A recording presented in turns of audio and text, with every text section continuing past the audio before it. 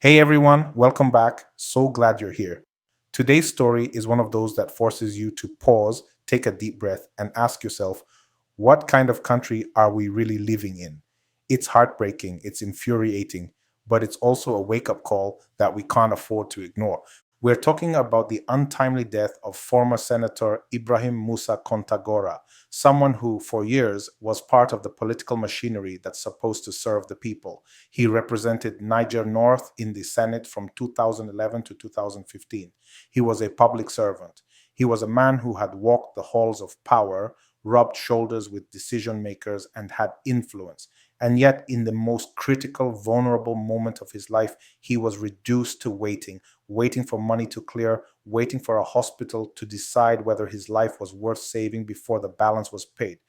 Here's the painful reality: the hospital bill was $30,000. Only $15,000 was on the table, and the hospital said no full payment, no surgery.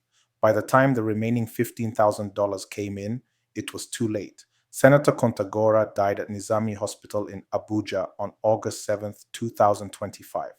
Just hours before I sat here to talk to you, he was still alive. Hours later, he's gone, not because doctors couldn't save him, but because a payment wasn't cleared. Now, let that sink in.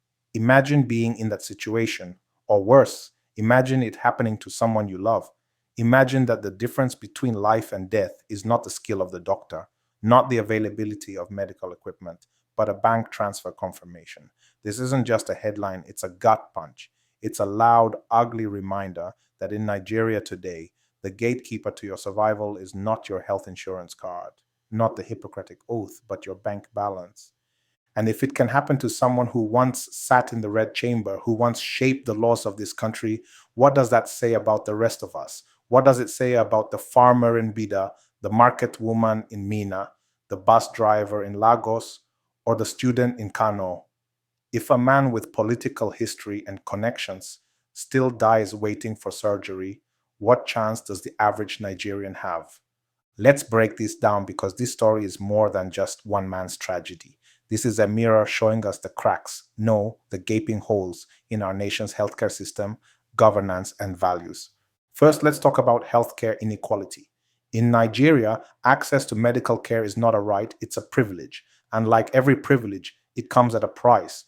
If you can pay, you live. If you can't, you roll the dice. Senator Contagora's death isn't just about a $15,000 shortfall. It's about the fact that we have built a system where money is more urgent than medicine, where hospital administrators have the final say, not the doctors, where saving a life can be delayed, not because the operating room is full, not because the surgeon is unavailable, but because the accountant is still waiting for an alert. Second, this is about governance failure.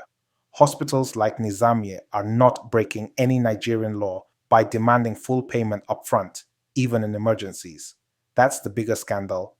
There is no policy, no enforceable national law that says, in an emergency, save the life first, settle the bill later.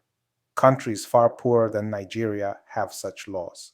But here, we shrug. We say, na system be that. And so the system keeps killing people. Third, it's about political complacency. Senator Contagora served in the Senate. He had colleagues, connections, influence. But what did all of that mean when he needed the system to work for him? Nothing.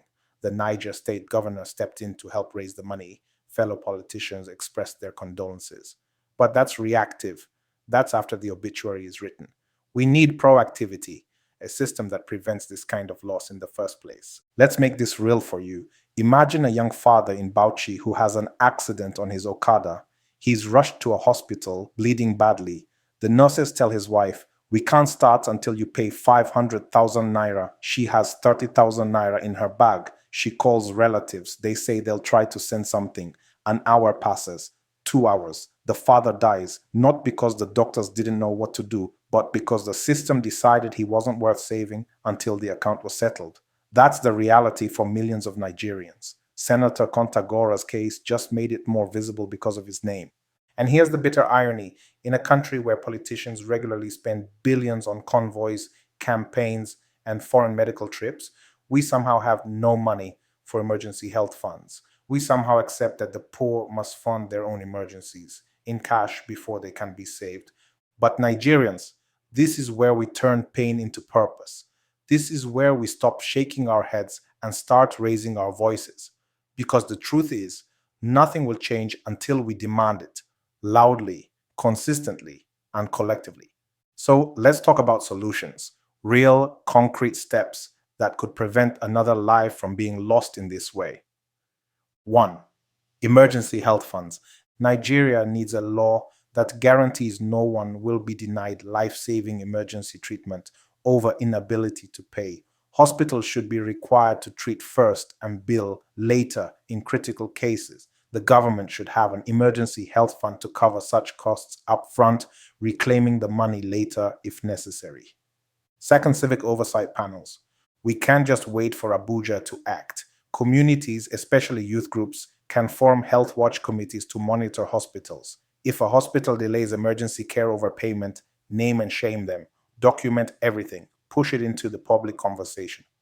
Third, emergency constituency reserves. Every senator, every House member, every state assembly member should have a publicly monitored medical emergency fund for their constituents. No politics, no bureaucracy, just fast help when lives are at risk. Fourth, national referral hotline.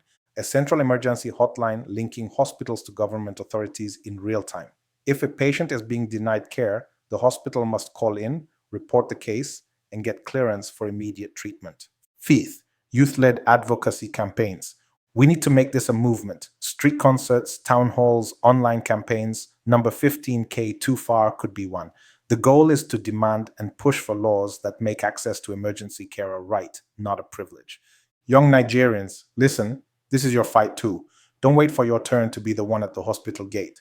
Don't wait for the knock on your door with news you'll never forget. The change we want won't come from recycled speeches in the National Assembly. It will come from pressure, from organizing, from making it impossible for leaders to ignore our demands.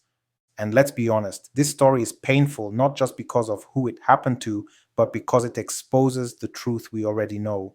The difference is this time, the victim wasn't a nameless Nigerian in a village. It was someone who had once been part of the elite. And if the elite are not safe from the failings of the system, then truly no one is. So I'm asking you, no, I'm begging you, to let this case fuel your anger, your empathy, your resolve.